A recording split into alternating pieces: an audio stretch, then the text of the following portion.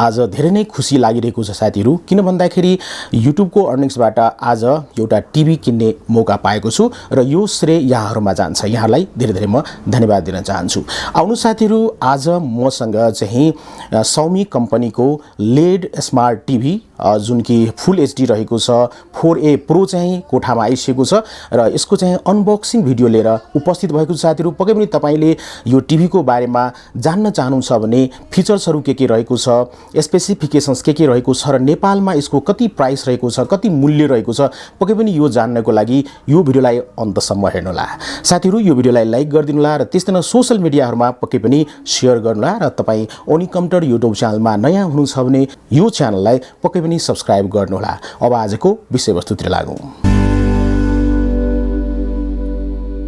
आउनु साथीहरु, यो टिभी को बेसिक स्पेसिफिकेशन्स को बारेमा जानकारी लिउँ। यो टिभी को स्क्रिन साइज रहेको छ 108 सेन्टिमिटर 43 इन्च रहेको छ। त्यस्तै न यो टिभी को स्क्रिन रेजुलेसन तपाईले फुल एचडी प्राप्त गर्न सक्नुहुन्छ 1920x1080 देख्न सक्नुहुन्छ र त्यस्तै न यहाँ रिफ्रेश रेट रहेको छ 60 हर्ज रहेको छ यो टिभी को। त्यसमा साथीहरु यहाँ हार्डवेयर स्पेसिफिकेशन्स को बारेमा सानो कुरा गरौँ। सीपीयू रहेको छ क्वाड कोर हैन, CA53 रहेको छ र र्याम यसमा चाहिँ 1GB DDR रहेको छ र त्यस्तै न फ्ल्याश मेमोरी यसको चाहिँ 8GB रहेको छ eMMC र त्यस्तै न यो टिभी को चाहिँ ग्राफिक्स प्रोसेसर रहेको छ माली 450 MP देख्न सक्नुहुन्छ र त्यस्तै न साथीहरु अरु पनि कुराकानी गर्दा यो टिभीमा चाहिँ रिमोट आउँछ र यो रिमोट चाहिँ ब्लुटुथ रिमोट रहेको छ। ब्लुटुथबाट कनेक्ट गरेर रिमोट चाहिँ चल्ने गर्दछ। जुन पनि डाइरेक्सनमा हामीले रिमोट राख्दाखेरि टिभी चल्छ पक्कै पनि। र यो टिभीमा चाहिँ तपाईको एन्ड्रोइड 9 चाहिँ प्रयोग गरिएको छ। अहिले चाहिँ तपाईले यो चाहिँ अपडेट पनि गर्न सक्नुहुन्छ। ओके साथीहरु, अब यो टिभी को बारेमा हामीले अनबक्सिङ भिडियो हेरौं र यसको बारेमा अझ कुराहरु जानौं। यहाँ साथीहरु तपाईहरुले टिभी को बक्स देख्न सक्नुहुन्छ। यो बक्स को फ्रन्ट साइडमा यहाँ तपाईले देख्न सक्नुहुन्छ। सबभन्दा पहिले Xiaomi को यहाँ लोगो रहेको छ, देख्न सक्नुहुन्छ। Xiaomi ब्रान्ड को लोगो। त्यसपछि यहाँ देख्न सक्नुहुन्छ तपाईले me led TV 4A pro रहेको छ र त्यस्तै नै यहाँ चाहिँ फुल हाई डेफिनिसन एन्ड्रोइड टिभी देख्न सक्नुहुन्छ र यहाँ चाहिँ तपाईले फिचरहरु पाउन सक्नुहुन्छ। फुल एचडी FHD देख्नुहुन्छ,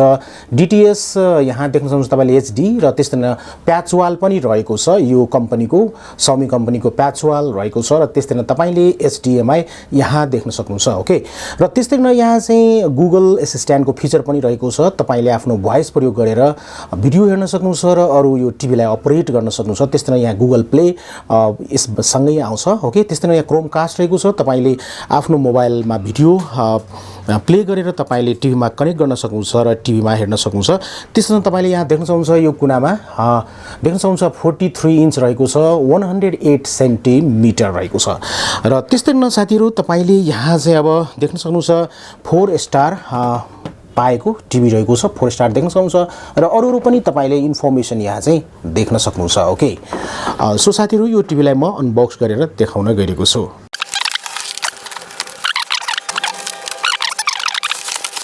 त्यस्तै साथीहरु देख्न सक्नुहुन्छ यहाँ चाहिँ यो टिभी को स्ट्यान्ड रहेको छ। टेबल माउन्ट गर्नको लागि दुईटा रहेको छ। यहाँ एउटा रहेको छ यो। ओके, यसलाई म अहिले यहाँ राख्छु र त्यसपछि यहाँ म्यानुअल देख्न सक्नुहुन्छ। यहाँ चाहिँ म्यानुअल रहेको छ साथीहरु यहाँ तपाईले TV safety notice and installation guide देख्न सक्नुहुन्छ। यहाँ चाहिँ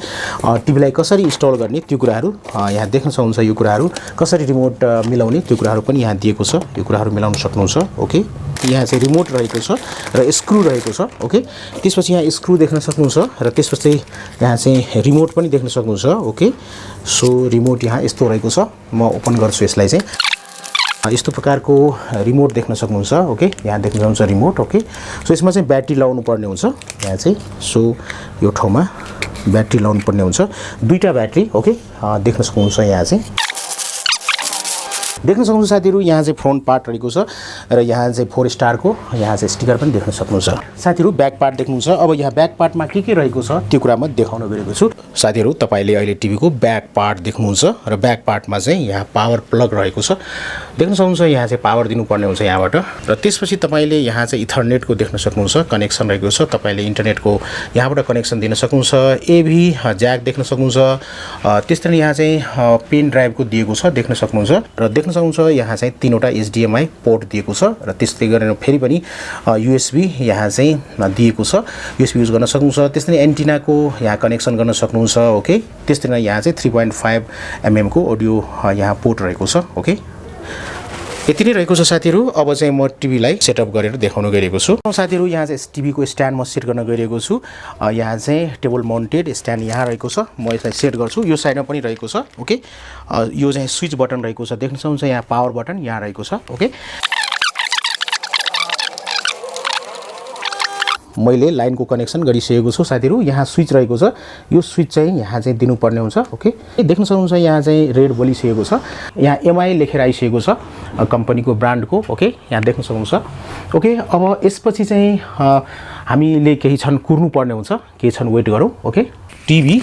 ओपन भइरहेको छ र त्यसपछि यहाँ चाहिँ अब चाहिँ ब्लुटुथ कनेक्टेड गर्नुपर्ने हुन्छ यो ब्लुटुथबाट कनेक्ट गर्न सकिने खालको हो देख्न सक्नुहुन्छ हाई वेलकम आइसकेको छ र अब यहाँ भनिरहेको छ इन्सर्ट द ब्याट्री मैले यहाँ इन्सर्ट गरिसकेको छु देख्न सक्नुहुन्छ ब्याट्री मैले इन्सर्ट गरिसकेको छु यहाँ चाहिँ र ब्याट्री इन्सर्ट गरिसकेपछि देख्न सक्नुहुन्छ यहाँ चाहिँ ब्लू देखाइरहेको छ दुईटै साइडमा त्यसपछि साथीहरु यहाँ देख्न सक्नुहुन्छ दुईटा बटन रहेको छ यहाँ यो दुईटा बटन रहेको छ यो बटनलाई हामीले केही क्षण प्रेस गर्नुपर्ने हुन्छ र त्यसपछि छोड्नु पर्ने हुन्छ ओके सो म प्रेस गर्न गइरहेको छु यहाँ चाहिँ ओके यो दुईटै बटनलाई प्रेस गर्छु ओके र देख्न सक्नुहुन्छ यहाँ चाहिँ प्रोसेसिङ भइरहेको छ ओके 9 ओके आइसकेको छ ओके रिमोट पेयर्ड गर्नुपर्ने हुन्छ रिमोट पेयर भइसकेको छ त्यसपछि यहाँ चाहिँ कन्ट्री रहेको छ अब चाहिँ कन्ट्री हामीले छान्नु पर्ने हुन्छ मैले इंग्लिश राखेको छु यहाँ ओके गर्छु म ओके गरिसकेपछि कनेक्ट विथ वाइफाई भनिएको छ अथवा कनेक्ट युजिङ फोन डाटा यहाँ देख्न सक्नुहुन्छ फोन डाटाबाट अथवा वाइफाईबाट म चाहिँ वाइफाईबाट कनेक्सन गर्न गइरहेको छु म यहाँ ओके गर्छु र त्यसपछि यहाँ चाहिँ देख्न सक्नुहुन्छ quickly setup your TV with your Android phone चाहिँ भनिरहेको छ म चाहिँ एन्ड्रोइड फोनबाट हैन म चाहिँ वाइफाई नै कनेक्ट गर्छु ओके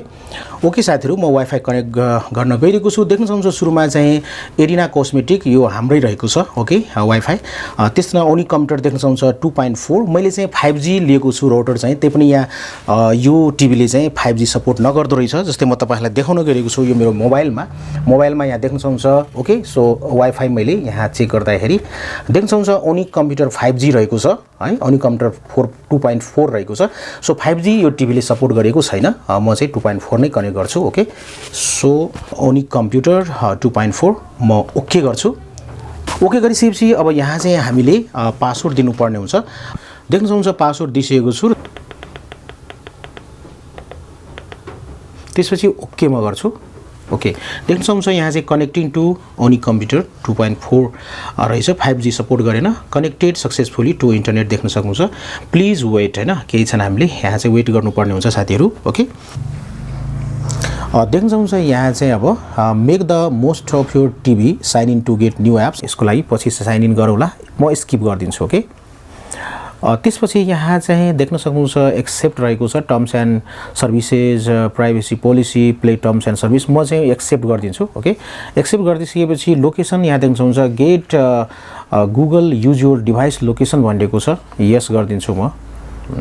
हेल्प इम्प्रुभ एन्ड्रोइड यस गर्दिन्छु म र त्यस्तै गरिकन यहाँ चाहिँ योर मी टिभी यहाँ के भनिरहेको छ ओके सो नेक्स्ट गर्छु म देख्न सक्नुहुन्छ विभिन्न प्रकारको इन्फर्मेसनहरु तपाईले यो टिभीको बारेमा जान्न सक्नुहुन्छ ओके के फिचरहरु रहेको छ नेक्स्ट म गर्दै छु साथीहरु